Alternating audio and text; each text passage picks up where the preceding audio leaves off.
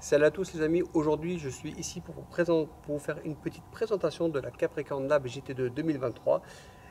Le châssis reste à peu près considérablement le même que la 2021, hormis quelques améliorations au niveau du train avant et du train arrière. Je vous la présente un petit peu plus de près avec la caméra et on refait le point après. Donc nous voici devant la voiture, la Capricorn GT2 Lab 2023. Donc désolé un petit peu, elle est un petit peu sale car je viens de faire quelques essais sur le parking du collège pour voir un petit peu si elle était bien réglée et je suis plutôt content. Donc en fait concrètement qu'est-ce que a cette voiture que l'autre n'avait pas? En fait toute la base de la voiture est identique au niveau des bras, au niveau des bras arrière, avant. Seuls les bras arrière et avant ont été légèrement modifiés au niveau du design. Après il y a des nouvelles tourelles qui ont été faites et les amortisseurs qui sont plus inclinés sur cette version ici que la version intérieure. Après, hormis le reste, la voiture reste considérablement la même. Le seul point négatif de cette voiture, et elle est connue, c'est des espèces de petites rotules qu'il y a derrière ces capuchons, qu'en fait, avec le temps, ils peuvent s'user et donner un peu de jeu.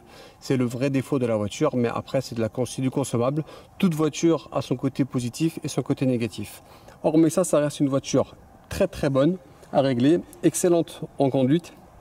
Elle a un train avant très incisif. Obligé de baisser énormément à la radio parce que je trouve qu'elle a vraiment beaucoup de train avant cette voiture, contrairement aux autres. Et après, j'utilise aussi comme carrosserie la GT5 qui donne aussi beaucoup d'appui à la voiture. Donc concrètement, cette voiture fonctionne avec 2 lipots, 2x2S. J'ai installé un système de double ventilation qui est fourni d'origine avec le kit. J'ai mis des ventilateurs très rapides et en fait sur le G2 Hobby-Wing à la base c'est un petit ventilateur mais qui ne ventile que dalle. Donc j'ai récupéré un petit ventilateur high speed.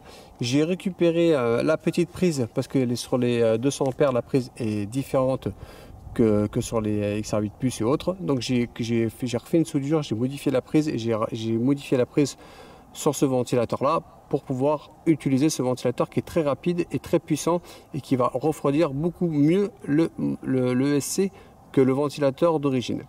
Après la voiture elle a un réglage tout à fait classique par rapport au nombre constructeur que j'essaie de me baser, que j'avais déjà essayé auparavant sur la 2021 mais je trouve qu'elle est plutôt pas mal.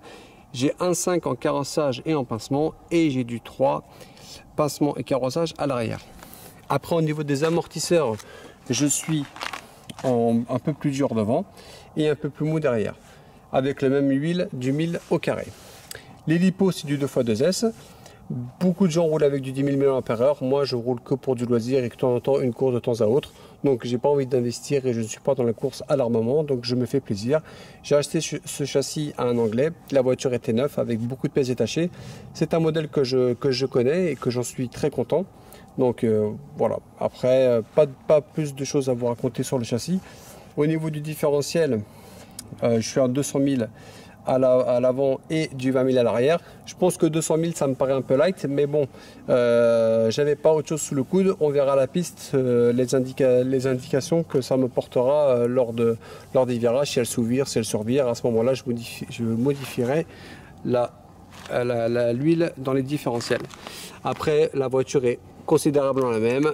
Vous pouvez voir le châssis pareil, il n'y a pas vraiment de grandes évolutions hormis le train avant et le train arrière et au niveau des bras un design un peu différent. Voilà, après franchement super voiture, honnêtement elle est un peu chère c'est vrai, mais au niveau des pièces détachées franchement le prix reste à peu près correct. Au niveau des notes cardan c'est pas plus cher qu'une voiture type Sworks ou autre, beaucoup moins cher que chez X-Ray et certaines d'autres marques. Après franchement voiture très solide, très fiable. Moi j'ai eu que du positif sur cette voiture, j'en suis très content. Donc c'était le petit tour sur la voiture, j'espère que ça vous a plu et je vous ferai des tests bien sûr en roulage sur piste. À bientôt les amis, au revoir.